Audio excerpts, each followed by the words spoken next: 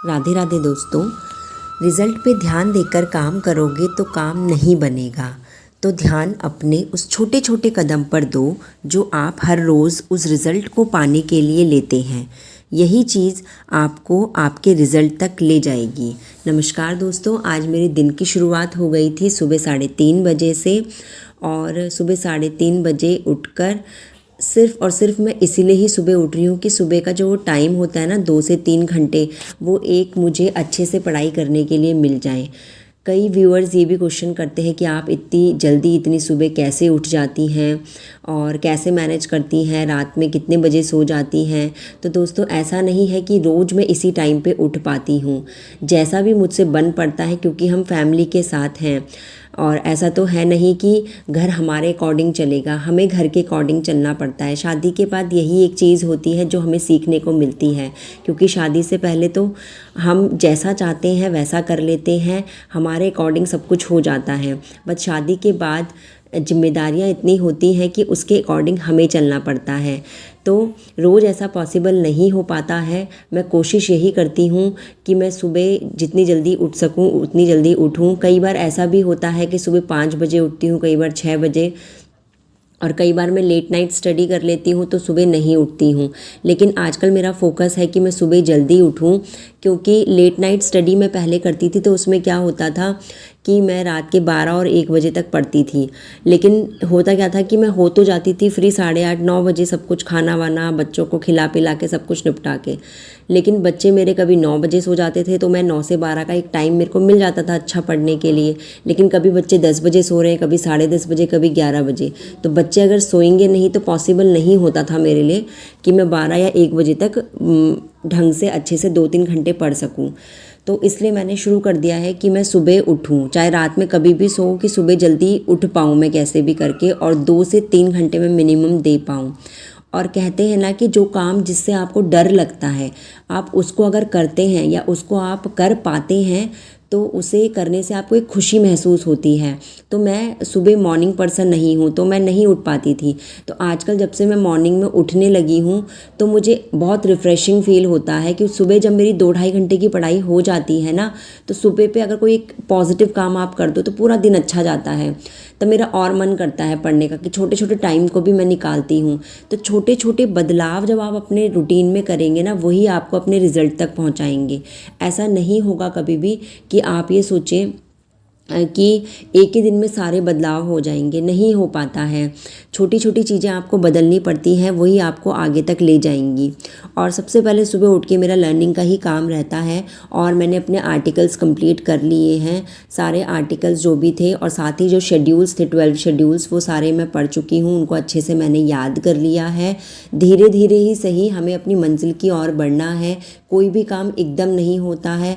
आप सोचें मैं सुबह 3 बजे या 4 बजे एकदम से उठ जाऊं, 6 बजे 7 बजे सो के उठने वाला इंसान सुबह एकदम से उठ जाए, वो पॉसिबल नहीं होता है। धीरे धीरे कोशिश करते रहिए, एक दिन आप ज़रूर सफल होंगे। और बहुत सारी ऐसी चीज़ें बदल जाती हैं, बहुत सारी ऐसी चीज़ें जो हम पहले नहीं कर पाते थे, वो जिम्मेदारियां हमें सिखाती हैं। टाइम हमें सिखाता है सब कुछ। बोलते हैं ना कि समय के साथ चीज़ें बदलती हैं, और एक औरत की ज़िंदगी में तो समय के साथ बहुत कुछ बदलता है।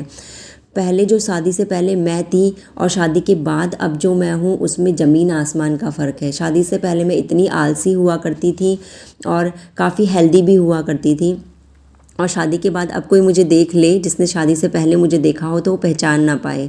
अब मैं इतनी पतली दुबली और इतनी एक्टिव कि 24 घंटे हर मिनट में तैयार रहती हूँ कि कभी भी बच्चों को ज़रूरत पड़े, फैमिली को ज़रूरत पड़े, मुझे खुद को अपने लिए ज़रूरत पड़े किसी भी चीज़ के लिए, तो मैं बिल्कुल तैयार रहती हूँ।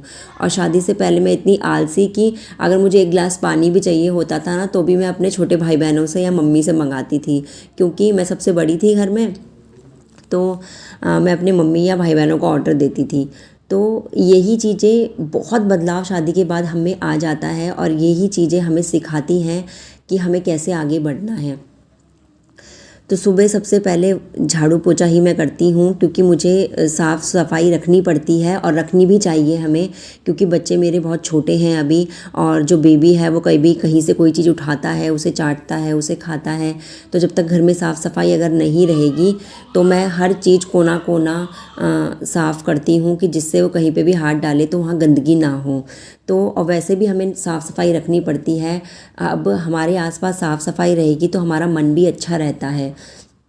तो ये चीज़ें समय के साथ हम सीखते हैं, समय के साथ हम बहुत कुछ ऐसा सीखते हैं जो हम पहले नहीं सीखे होते हैं, और समय हमें बहुत कुछ सिखाता है। और पहले ऐसा था कि हम शादी से पहले हम चीज़ों पे ध्यान नहीं देते थे, हम इतने एक्टिव नहीं होते थे, इतने स्ट्रगलिंग नहीं होते थे, लेकिन स्ट्रगल धीरे धीरे बढ़ती है।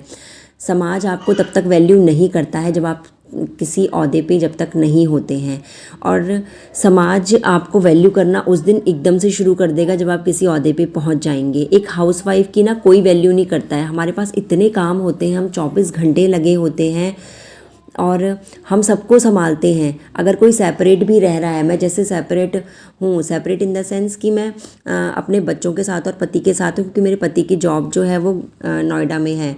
तो यहाँ ग्रेटर नोएडा में मैं रहती हूँ, तो यहाँ मैं अकेले मैनेज करती हूँ अपने छोटे छोटे बच्चों को।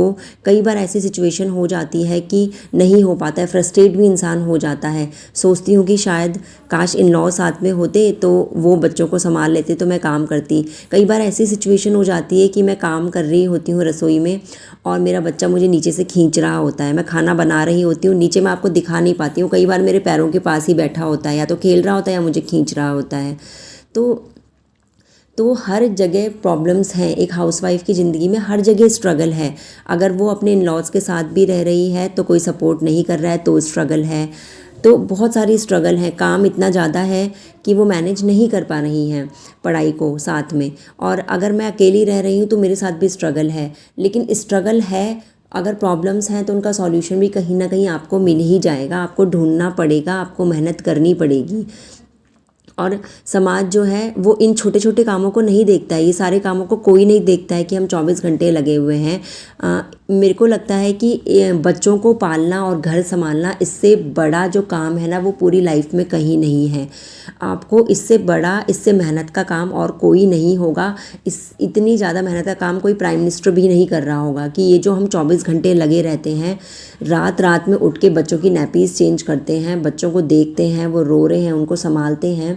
तो इससे बड़ा काम कोई हो ही नहीं सकता है। लेकिन इसकी जो वैल्यू है ना वो कोई नहीं करेगा, आपका समाज नहीं करेगा, आपके आसपास के लोग नहीं करेंगे। तो इसलिए हमें जब तक किसी ओहदे पे नहीं पहुंच जाएंगे, जब तक कुछ अचीव नहीं कर लेंगे, हमारी कोई वैल्यू नहीं होगी। इसलिए बस मेरा मोटिव यही है कि उन हाउसवाइफ को जागरूक करना कि आप जागे, अपने जो सपने हैं, सपने ज़रूरी नहीं है कि गवर्नमेंट जॉब से रिलेटेड ही हों।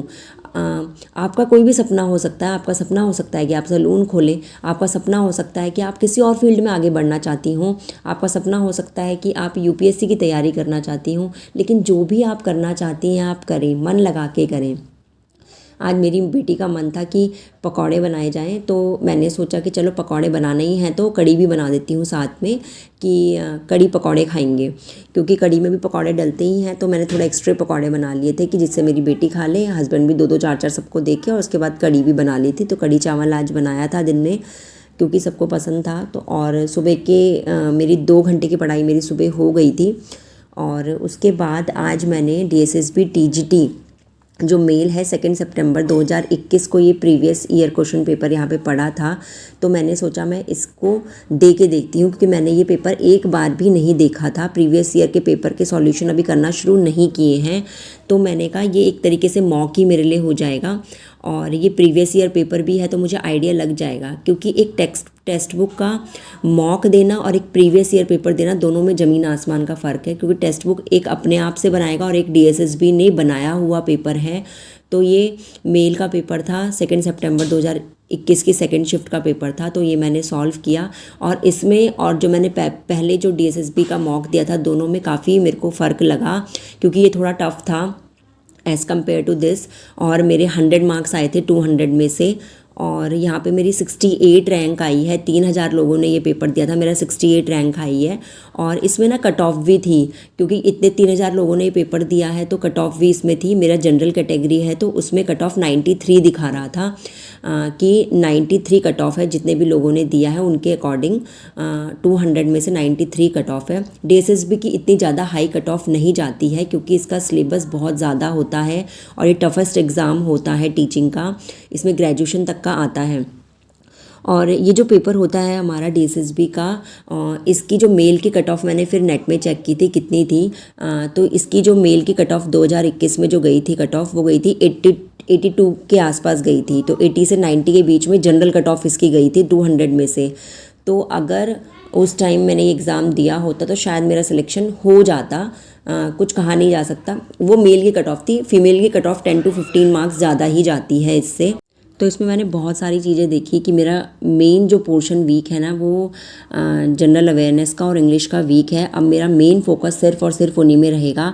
मेरा सब्जेक्ट कंसर्न जो है वो काफ़ी ठीक है और मेरे को मेन फोकस इन दोनों में ही रखना है। मुझे 120 प्लस मार्क्स लाने हैं। मैं नहीं चाहती कि किसी भी हाल में मैं इस वैकेंसी को छोड़ूं और इसमें सिलेक्शन ना पाऊं।